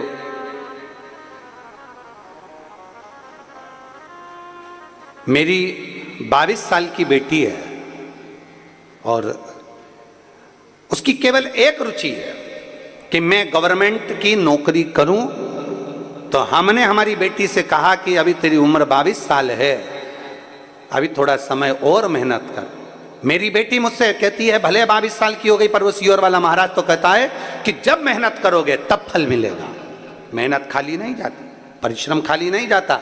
वो सियोर वाला महाराज कहता है चौगनी मेहनत करो, फल जरूर मिलेगा। एक बेलपत्र शहद वाला प्रयोग करो, फल जरूर मिलेगा। मेरी बेटी ने पहली बार एग्जाम दिया और 22 साल की उम्र में ही उसने एग्ज़ाम दे दिया और एग्ज़ाम दिया। और मैं बाबा को आज धन्यवाद देती हूँ कि आज मेरी बेटी सरकारी स्कूल में टीचर बनकर पढ़ा रही है। 22 वर्ष की आयु में एग्ज़ाम दिया और 22 वर्ष की आयु में एग्ज़ाम देकर भगवान शिव की शरणागति ग्रहण कर अपनी लगन, अपनी मेहनत पूरी कर रही है और आज गवर्नमेंट स्कूल में टीचर बनी गई है। ये मेहनत, ये लगन होना चाहिए, ये परिश्रम होना चाहिए। और अगर दुनिया के लोग कह देते, मेरी बेटी का नाम रिया पिल्ले है, राजनंदगांव छत्तीसगढ़ की रहने, दुनिया के लोग अगर कह दें अभी क्या उम्र है तुम्हारी, अभी क्या करोगे, क्या करोगे, क्या करोगे। प्रहलाद की कोई उम्र नहीं थी, छोटी सी अवस्था थी, भगवान को पा लिया। ध्रुव की 4 वर्ष की उम्र थी, भगवान को पा लिया। मीराबाई 7 वर्ष की थी, भगवान को पा लिया। कर्माबाई 9 वर्ष की थी, भगवान को पा लिया। क्या उम्र है? और हम उम्र का रोना रोते रहते हैं, दिन भर बैठकर उम्र का रोना रोते हैं हम, उम्र का रोना। अभी छोटे हो, अभी टाइम लगेगा, अभी रुको जरा, अभी रुको जरा, अभी रुको जरा।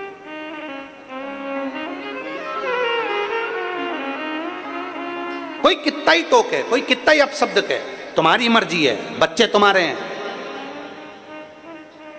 तुम्हारे बच्चे हैं। अपने बच्चों को क्या पढ़ाना और कैसे पढ़ाना और कब शादी करना, ये तुम्हारे ऊपर निर्भर करता है। दूसरे पर अपने बच्चे नहीं है।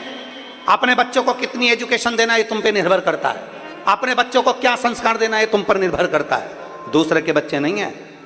जब बच्चे हमारे, खिला हम रहे, पिला हम रहे, पाला हमने, गोदी में हमने रखा, बड़ा हमने किया, पहनाया हमने, घुमाया हमने, तो दूसरे के कहने पर क्यों अपने बच्चों की लाइफ खराब करें?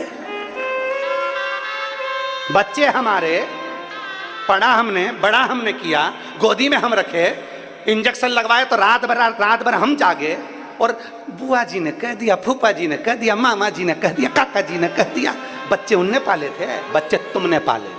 उनकी एजुकेशन का ध्यान तुम्हें रखना, उनकी आगे बढ़ने की अग्रणता का ध्यान तुम्हें रखना, कोई दूसरा नहीं रखेगा। दूसरों ने कह दिया तुम्हारा बेटा ऐसा, दूसरों ने कह दिया तुम्हारी बेटी ऐसी, और तुमने मान लिया?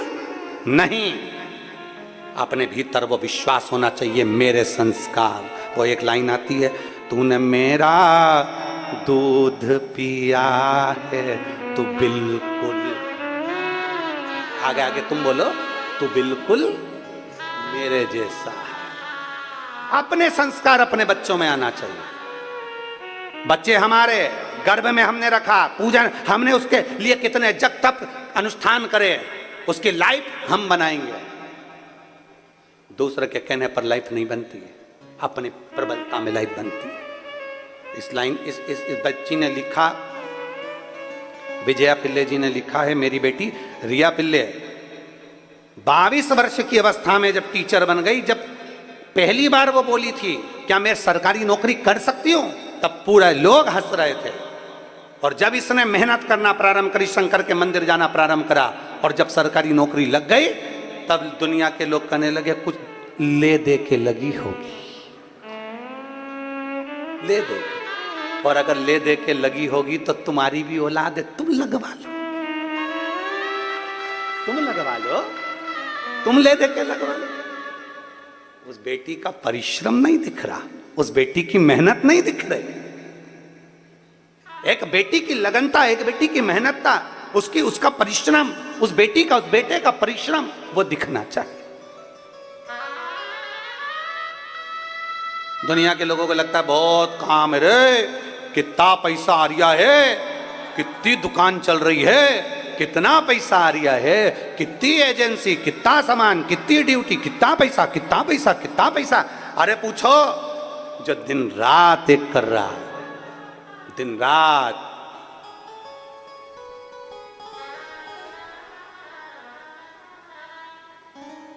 कमाना सरल विषय नहीं है भाई, बहुत कठिन है, बहुत कठिन। आप अंदर बैठे हो, रोड पर जितने तो तुम अंदर नहीं हो, उससे दुगने पुलिसकर्मी रोड पर बरसते पानी में एक जैसे खड़े हैं, एक जैसे। सरल है, हर चीज सरल। किसी को लगता है सबसे सस्ता काम, सबसे सरल काम है खेती करना, खेती वालों से पूछो तो कहते सबसे सरल काम नौकरी करना, नौकरी वालों से पूछो सबसे सरल काम है भैया दुकान डाल लो, दुकान वालों से पूछो तो कि सबसे सरल काम है भैया चाय का ठेला लगा लो, चाय के ठेले वालों से पूछो तो कि सबसे सरल काम है भैया अपन तो मिश्रा जी जैसे कथाकार बन जाओ। सबसे सरल काम है। और कोई मिश्रा जी से तो पूछे, मिश्रा जी से पूछे कोई कि आपकी जिंदगी और मिश्रा जी की जिंदगी में कितना अंतर है, जरा आप पूछें। खूब प्रेम से ठेले पर खड़े होके पानी पतासा खा रहे, कोई तुम्हारा वीडियो नहीं बना रहा, 2 मिनट मिश्रा जी निकल तो जाए। 2 मिनट तो निकले। ट्रेन में वॉशरूम के लिए भी जाते हैं तो 4 कैमरे चालू रहते हैं, इंतजार ही करते हैं, अभी निकलेंगे महाराज, अभी निकल। और ये हमारे पीएसओ उनसे कहते नहीं चलो उधर जाओ, और उधर से खड़े खड़े मोबाइल चालू रखते हैं अभी। और दूसरे से भी कह दिया ये वाली टॉयलेट में कहाँ है, उसके ऊपर हाथ लगा से। कोई पूछे? अरे भाई बहुत कुछ त्यागना पड़ता है, तब जाकर आगे बढ़ा जाता है। बहुत कुछ त्यागना पड़ता है, बहुत कुछ, तब अग्रणता आती है। बच्चे आपके, बेटा आपका, बेटी आपकी, एजुकेशन क्या कराना है ये आप पे निर्भर करता है। दूसरे के कहने पर कभी मत चलना अपने बच्चों के मामले में। माता पिता, घर के दादा दादी और अपने बच्चों से पूछकर बड़े प्रेम से बेटा खूब पढ़ो, तुम्हारी मन पड़े उतना पढ़ो, संस्कारों से विहीन मत होना, विद्या अध्ययन अच्छा करना। मेरा विश्वास कहता है एक दिन तू नाम कमाएगी बेटी, तू भी कहीं ना कहीं अच्छी ऑफिसर बनकर बैठेगी। तू कर तैयार, तैयार, मेहनत करने में पीछे नहीं हट। एक परिश्रम अपना होना चाहिए। मीराबाई भगवान में समाई, ये मीराबाई का एक लक्ष्य था। कहा मीरा से ताने दिए गए मीराबाई को, तुम्हारे गुरु ऐसे, मीरा तू ऐसी, मीरा तू ऐसी। कितने कितने इल्जाम मीराबाई पे लगाए, पर मीरा थी। कर्माबाई पर लोगों ने अपशब्द कह दिए, कर्माबाई ऐसी कैसी, भगवान की भक्ति में डूबी रही। अरे कर्मा, भगवान कोई तेरे हाथ का खिचड़ा खाएंगे? खिचड़ा तेरे हाथ का? कर्माबाई तो कर्माबाई थी, प्रेम से भगवान के लिए बनाती थी और खिला देती थी। कर्मा तुम स्नान नहीं करी, कर्मा तुमने ये नहीं करा, कर्मा तुमने वो नहीं करा। कर्माबाई बोलती थी हृदय से अगर रिझाओगे, कल कथा में कहा था जहां बैठो वहां पुकार लो, जैसा मन है वैसे भज लो। दिखावे से शंकर प्रसन्न नहीं होता, भगवान दिल से प्रसन्न होता है, मन से प्रसन्न होता है। उसको रिझाने का तरीका केवल आपका हृदय। प्रसन्नता कोई रास्ता नहीं देगा, मार्ग आपको बनाना है। ट्रैफिक में से आपको निकलना है, ट्रैफिक में से निकलने की आदत डालिए। दुनिया के लोग अपशब्द कहेंगे, अपशब्द का ट्रैफिक है। गालियां देंगे, गाली का ट्रैफिक है।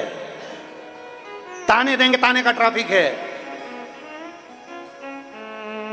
पूरे मोबाइल भरा पड़ा हुआ है ट्रैफिक से, पूरा मोबाइल भरा पड़ा हुआ है। पर आपको क्या पोस्ट करना है आप पर निर्भर करता है। आपको कौन सा फोटो डालना है ये आप पे निर्भर करता है। दुनिया अपशब्द कहती रहेगी, कमेंट्स मत पढ़ो, जितने कमेंट्स का बॉक्स है उसको बंद करके रखो और अपनी चीज दुनिया में प्रेषित करते रहो। अपन दो, अपन अपना कार्य करते चलो। अपन को कमेंट से मतलब ही नहीं, पहले से ब्लॉक कर दो। हमें कमेंट चाहिए ही नहीं। मैं चाहे ये करूं, मैं चाहे वो करूं,